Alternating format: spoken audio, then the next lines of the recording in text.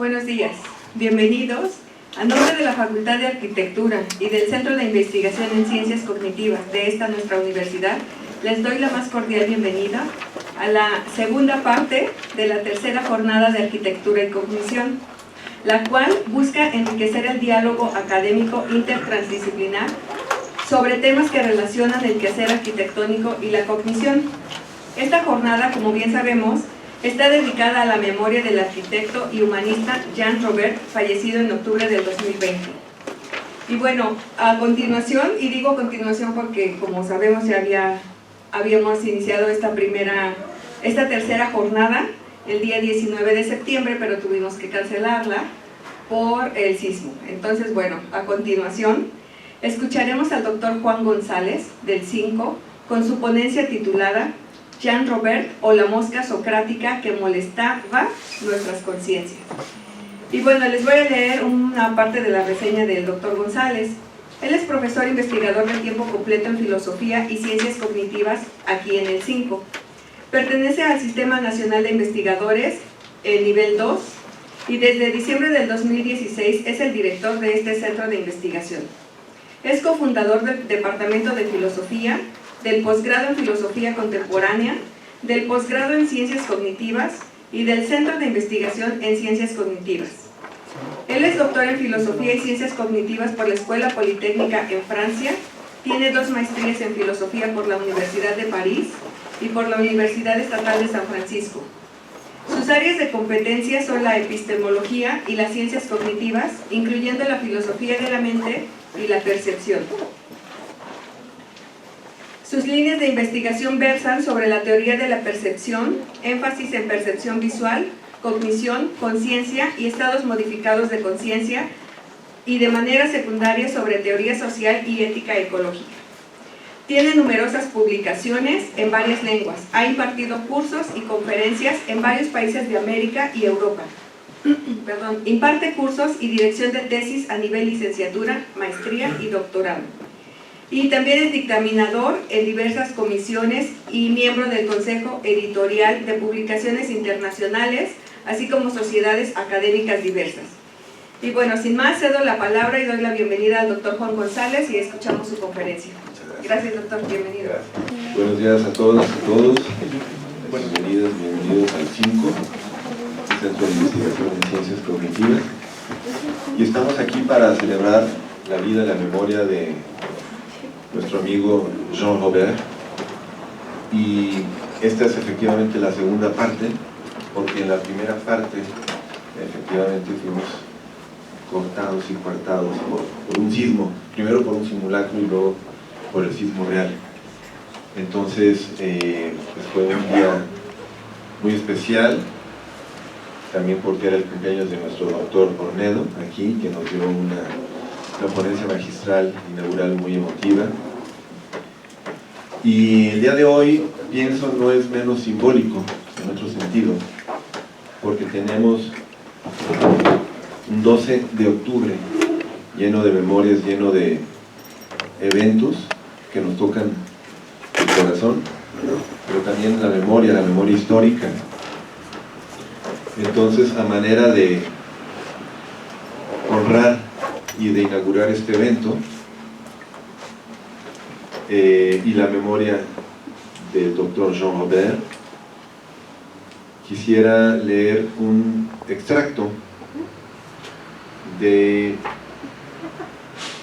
Eduardo Galeano, quien nos recuerda que celebramos este 12 de octubre. Nos dice así: el 12 de octubre de 1492, el capitalismo descubrió América. Cristóbal Colón, financiado por los reyes de España y los banqueros de Génova, trajo la novedad a las islas del Mar Caribe. En su diario del descubrimiento, el almirante escribió 139 veces la palabra oro y 51 veces la palabra Dios o Nuestro Señor. Él no podía cansar los ojos de ver tanta lindeza en aquellas playas. Aquí hago un paréntesis y vale mucho la pena leer el libro de bordo de Juan de la Cosa, que era el el capitán de la Santa María, cuando relata la actitud de Colón al llegar justamente a las playas de estas islas, diciendo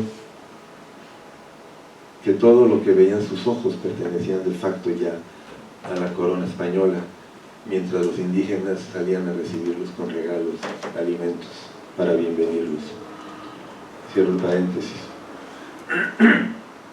Colón creyó que Haití era Japón y que Cuba era China, y creyó que los habitantes de China y Japón eran indios de la India, pero en eso no se equivocó. Al cabo de 5 siglos de negocio de toda la cristiandad, ha sido aniquilada una tercera parte de las selvas americanas. Está yerma mucha tierra que fue fértil, y más de la mitad de la población come salteado. Los indios, víctimas del más gigantesco despojo de la historia universal, siguen sufriendo la usurpación de los últimos restos de sus tierras y siguen condenados a la negación de su identidad diferente. Se les sigue prohibiendo vivir a su modo y manera, se les sigue negando el derecho de ser. Al principio, el saqueo y el latrocidio fueron ejecutados en nombre de Dios de los cielos. Ahora se cumplen en nombre del Dios del progreso. Sin embargo, en esa identidad prohibida y despreciada, fulguran todavía algunas claves de otra América posible. América, ciego de racismo, no las ve. Fin de cita. Entonces me pareció muy apropiada esta cita de Eduardo Galeano, porque creo que también la vida de Jean Robert señaló y denunció mucho de este despojo del que habla Galeano. Mi charla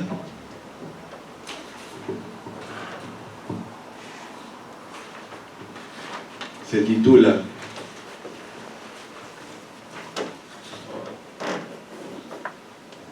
Obra para tábano y guaracha andariego, desde una mirada ignorante pero constructiva, en 4 actos.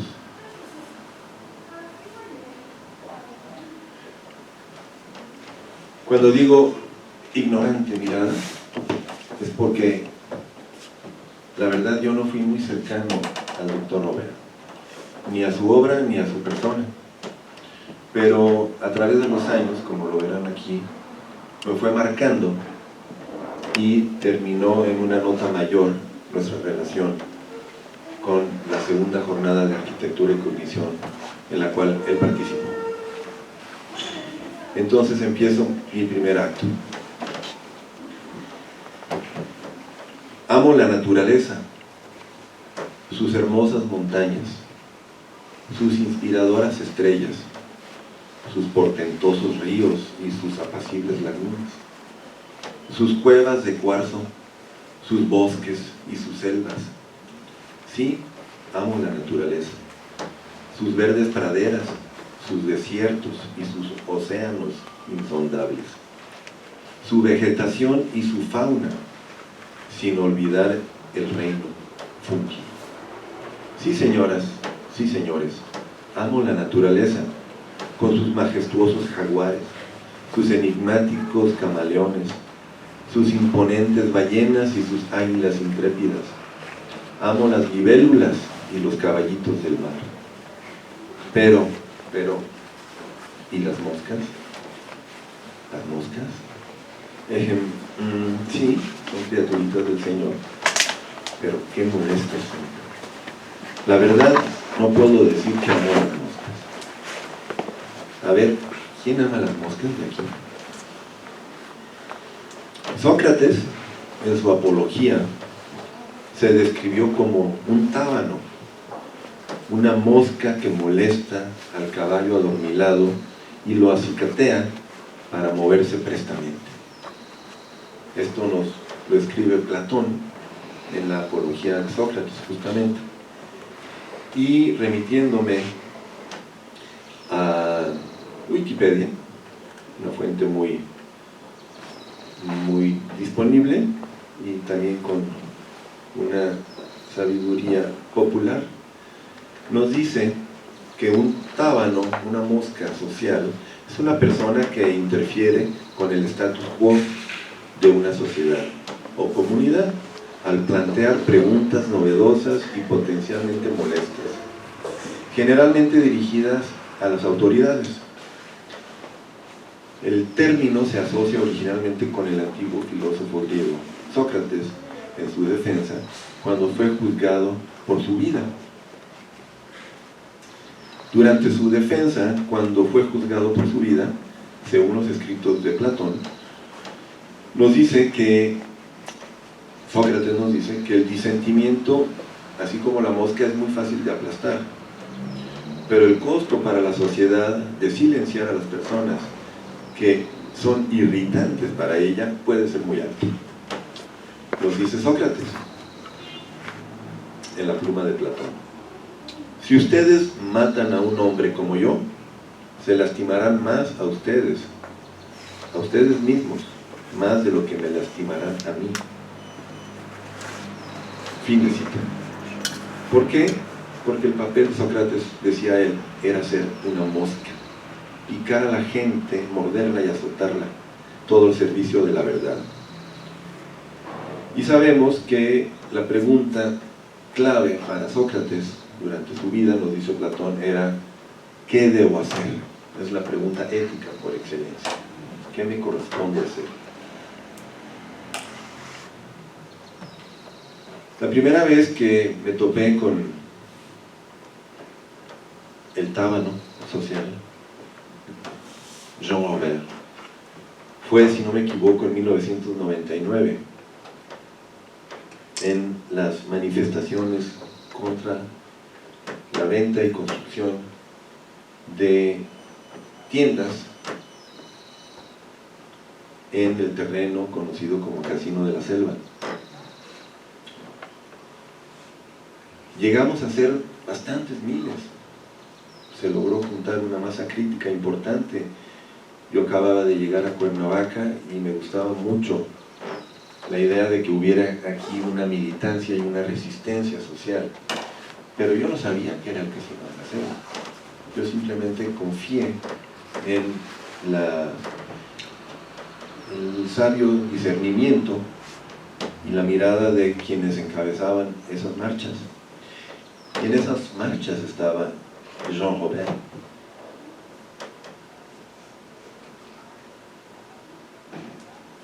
En este sentido, Jean Robert, como también otros líderes de esos movimientos, me enseñaron a volver una mirada sobre mí mismo y quizás también contra mí mismo, para confrontarme a mi adormecimiento. ¿Y quién era que me confrontaba a eso? Pues un alto rubio de ojos azul profundo, un extranjero que viene de lejos para recordarme lo que soy, lo que somos y lo que tenemos. Algo que encuentro de mucho valor, no solamente en el sentido de la valentía, sino también el valor de lo que él señalaba como valioso. Repito que yo no sabía qué era el Casino de la Selva. Años después, mi padre me contó cómo él conoció ahí precisamente a David Alfaro Siqueiros mientras pintaba, y me hablaba de esas construcciones que había ahí. Para esos momentos ya era demasiado tarde, porque estas tiendas de autoservicio habían venido a erigirse e imponerse contra la voluntad popular, como bien sabemos lo puede y lo sabe hacer el capitalismo, en particular en su versión neoliberal, a manera de una aplanadora infatigable y de la cual nadie se salva, a menos que tengamos justamente una inspiración que de dónde nos viene, no sé. Me hubiera gustado preguntarle esto a Jean, ¿de dónde viene esa inspiración? de dónde te nace decirnos a nosotros, los mexicanos, los morelenses, los indios, quiénes somos, quiénes somos. Gracias, gracias, Jean, por ser esa mosca que nos recuerda quiénes somos. Militante valiente y esclarecido. Fin del primer acto.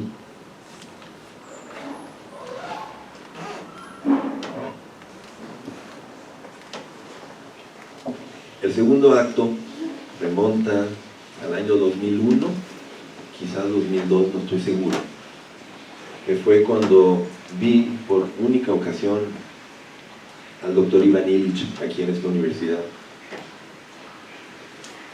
Y sabemos, y yo lo supe mucho tiempo después, cómo Jean Robert era cercano al doctor Illich. Y no solo cercano físicamente, sino también, por supuesto, en su militancia, en sus ideas, en su teorización. Se habla del CIDOC y nos estuvo hablando el doctor Ornedo, en buena medida, justamente de ese legado que dejó Ivan Illich aquí, y en este mundo, y también aquí en Cuernavaca, a través del CIDOC, y por el cual pasaron, también nos recordó el doctor Ornedo, en la primera parte de esta jornada, pasaron pues grandes pensadores y pensadoras. En particular señalo aquí aquellos que fueron relevantes y que tuvieron un impacto en las ciencias cognitivas, porque después de todo estamos en un centro de investigación en ciencias cognitivas, entre quienes cuento a los doctores Jean-Pierre Dupuy, Francisco Varela, Heinz von Forster y muchos otros. El doctor Ornedo, como lo dije, es testigo privilegiado por haber compartido esos espacios y seguido la enseñanza y la teoría de Illich y colaboradores, incluyendo a Jean.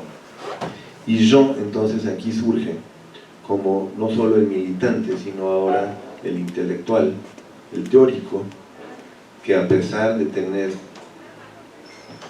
muy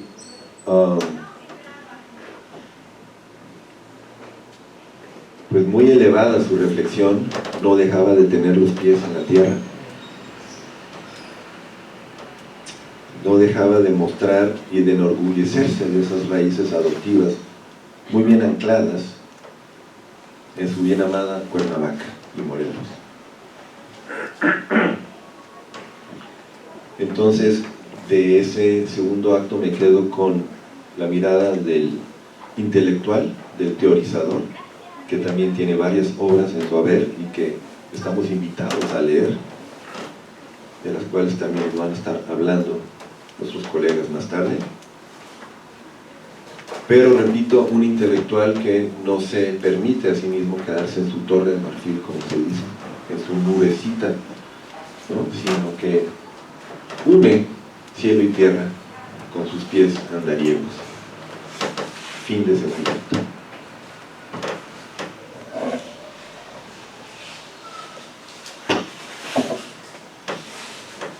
Tercer acto, Jean-Pierre Dupuy. Jean-Pierre Dupuy fue el director del laboratorio donde estudiamos el doctor Jazet, aquí presente, su servidor en Francia, y fue alguien que llevó y desarrolló las ciencias cognitivas por décadas en Francia, en París en particular, donde se encontraba este laboratorio CREA de la Escuela Politécnica, la École Polytechnique, pero sigue haciéndolo a sus 80 años de edad, si no me equivoco. Ha escrito numerosas obras al respecto y es alguien que tiene una mirada muy amplia y se los recomiendo también para ser leído, porque aún hablando de las ciencias cognitivas de manera técnica, de manera precisa, logra siempre inscribir su reflexión en un contexto muy amplio y ser un crítico feroz e implacable, ¿no? No voy a entrar en detalles, seguramente el doctor Yace podrá hablarnos con más autoridad al respecto y más detalles, más precisión.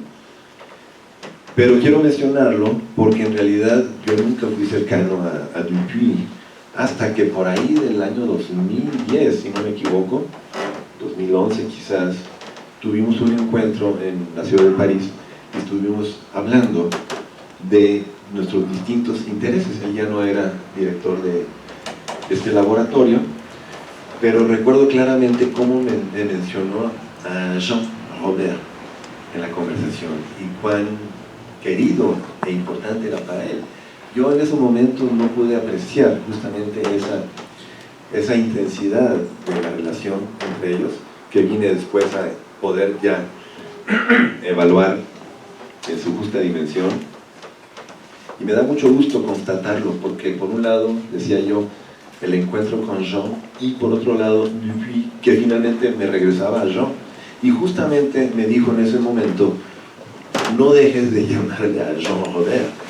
Entonces, repito, a Jean Robert lo conocía yo de lejos, ¿no? Pero nunca había hablado con él. Y entonces, no sé cómo, conseguí su número de teléfono, y cuando regresé a Cuernavaca me comuniqué con Jean. Y nos citamos, o más bien me citó él en una heladería, ahí por la avenida Zapata, y nos encontramos para tomar un café, nos decimos helado también, y pasaron dos cosas, me pasaron a mí dos cosas en ese encuentro. Me dejó abrumado por su erudición y por ese torrente de quejas. Lo otro que me pasó fue declararme incapaz de asimilar ese torrente.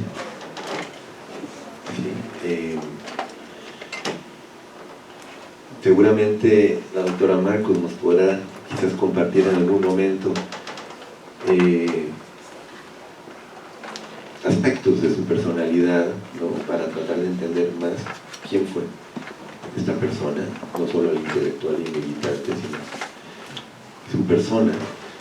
Y a mí me quedaba claro eso, que era pues este gigante, el erudito y potente en su militancia, y que contrastaban para mí grandemente con sus guaraches y su morral.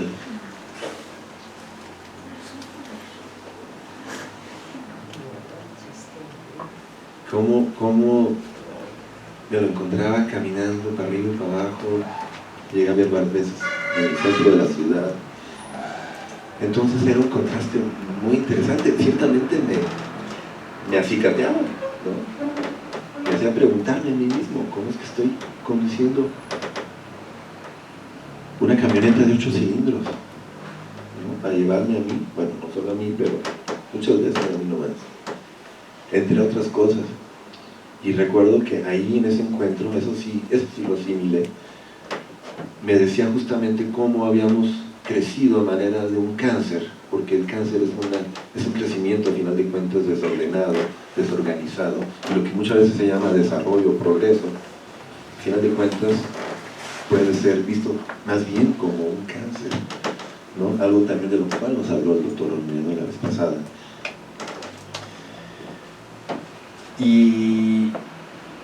Y decía, no estamos hechos para vivir aquí, o sea, de esta forma, ¿no? Con estas calles, este tráfico, y pues solo pude asentir, ¿no? Y dejarme empapar, digamos, por ese torrente. Pero confieso que no hubo seguimiento de ese encuentro, porque desde mi perspectiva no tenía yo de dónde agarrarme para seguirle el paso o para estar a la altura de sus reflexiones.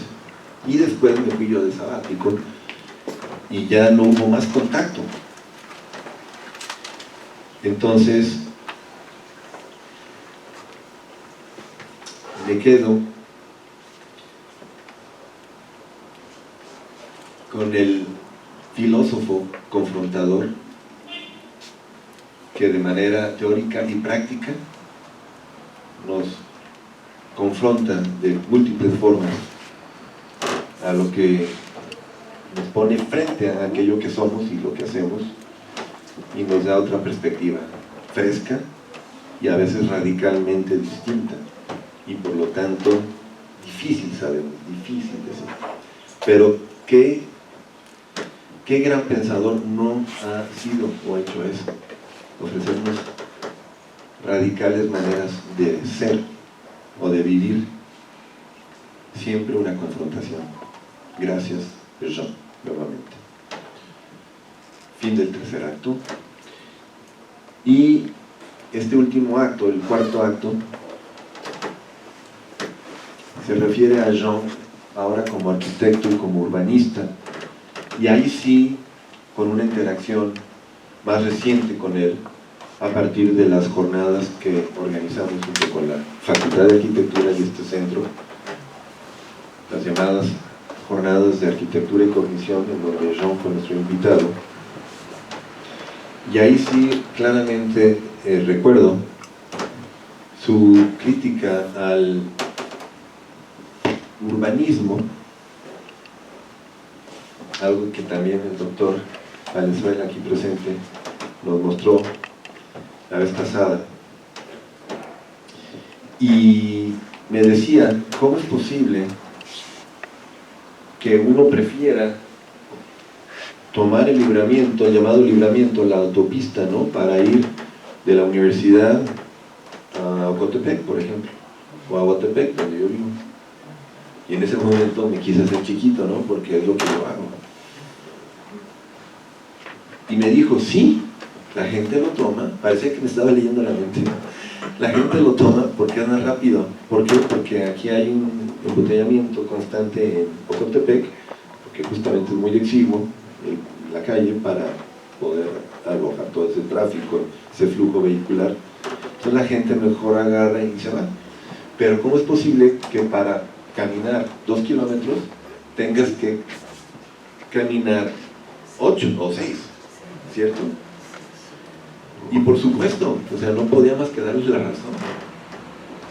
Lo único que mitigaba mi culpa era, no se lo dije, pero que yo pongo neutral mi coche porque va de bajadita. Entonces no contamino tanto como podría. Y así me fue diciendo una serie de cuestiones, ¿no?, sobre el acomodo, la configuración de nuestra sociedad en una ciudad, en la polis. Y luego nos presentó estas conferencias, ¿no? Yo estuve hablando del Bauhaus, ¿no?, y el Bauhaus lo dominaba así.